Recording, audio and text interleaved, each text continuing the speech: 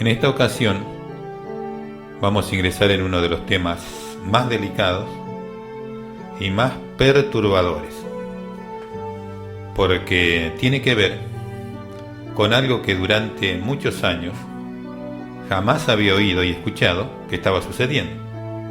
Es decir, se ocultó al conocimiento de los cristianos evangélicos lo que estaba sucediendo, porque esto no puede ser que no se supiese. ¿Y por qué no se lo difundía? ¿Y por qué no se lo daba a conocer?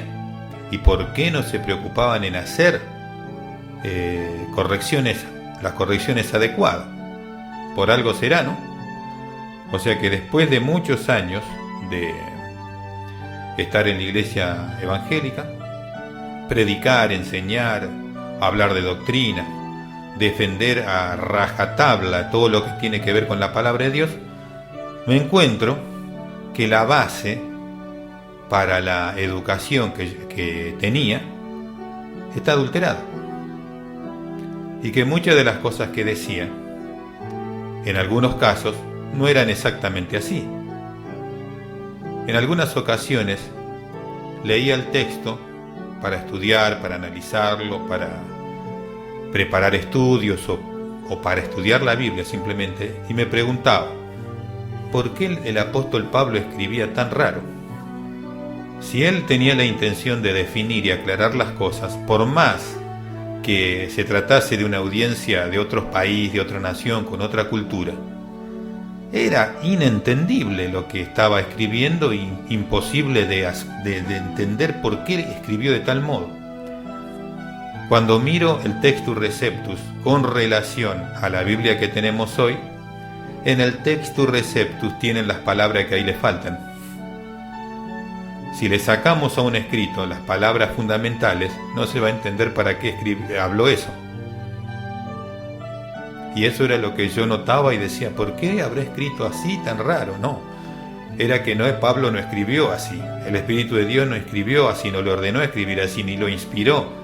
Eso es lo que tenemos como resultado de una adulteración de la Biblia. Ingresamos entonces en este tema para esta ocasión. Los cambios que experimentó la Biblia desde 1881. Los investigadores de cualquier delito complejo consultan a los profesionales que estudian cómo actúan los delincuentes, y ellos denominan a sus investigaciones estar dentro de la mente criminal. Así también hay una mente criminal delictiva que activa y actúa directamente en toda adulteración de la palabra de Dios. Por supuesto, no son hombres normales. Se trata de la mente de Lucifer y sus principados. La única manera de manipular convenientemente a los cristianos genuinos es adulterando la Biblia, pues toda su fe y su confianza está depositada en la infalibilidad de la Biblia. Con el apoyo de agentes infiltrados en las instituciones cristianas, es posible realizar esas acciones sin ser sospechados. ¿Por qué?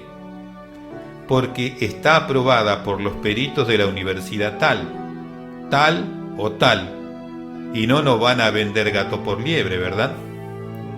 Los escritores del texto griego de la Biblia, de donde salen todas las versiones de la Biblia desde el año 1900 a la fecha, fueron ministros protestantes de universidades cristianas. No utilizaron para el texto actual la palabra de Dios, conocida como el Textus Receptus, sino un texto hallado en un monasterio de Santa Caterina, en el Sinaí, Egipto. Ese texto fue hallado en un cesto de basura, pues se lo había borrado y escrito nuevamente tantas veces, hasta 70 veces, que no servía más.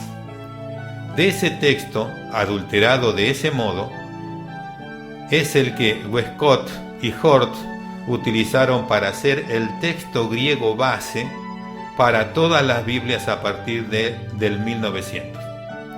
Ese texto no es más que una versión de la Biblia de Orígenes, 200 años después de Cristo, borrada y reescrita muchas veces por ocultistas en ese monasterio durante siglos, hasta que en el 1800 después de Cristo, cuando fue tirada a la basura, y de la basura fue rescatado para ser la infalible palabra de Dios para todas las versiones bíblicas que se imprimieron desde el año 1900. Se hacía la versión Reina Valera en español o la versión King James en inglés. No se puede observar la dimensión de esa obra si no comparamos las versiones impresas desde el 1900 con la versión original.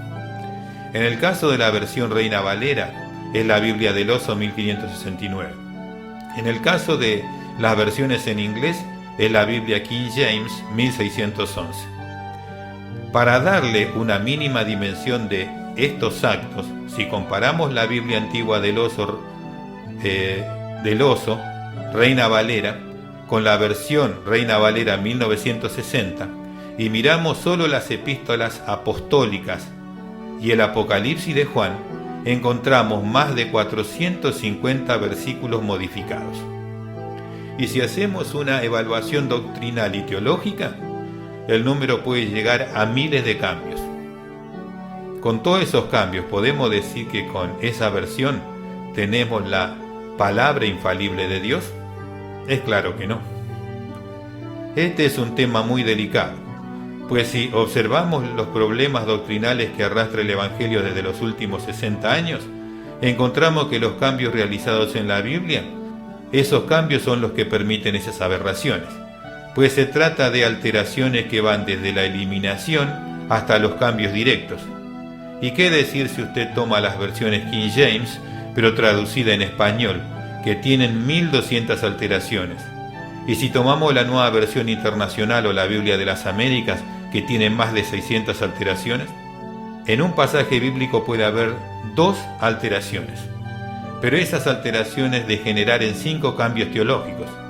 Una alteración puede consistir en una omisión, un cambio o una añadidura, y eso genera muchas variables teológicas.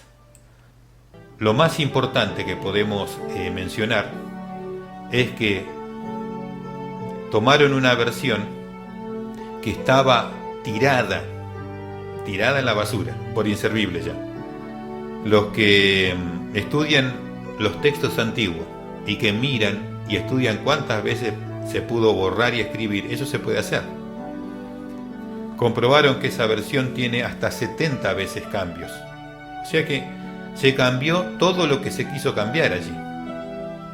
Y de esa versión hallada en un cesto de basura es la que es base de todas las Biblias actuales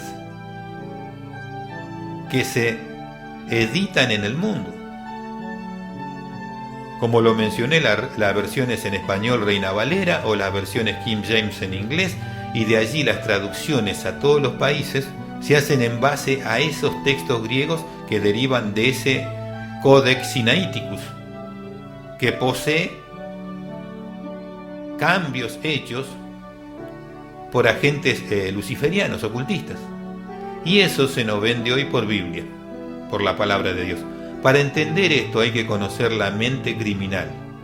Si uno no conoce la mente criminal, no puede entender por qué hace las cosas. Este es el punto que vamos a ver en el próximo programa. Hasta entonces.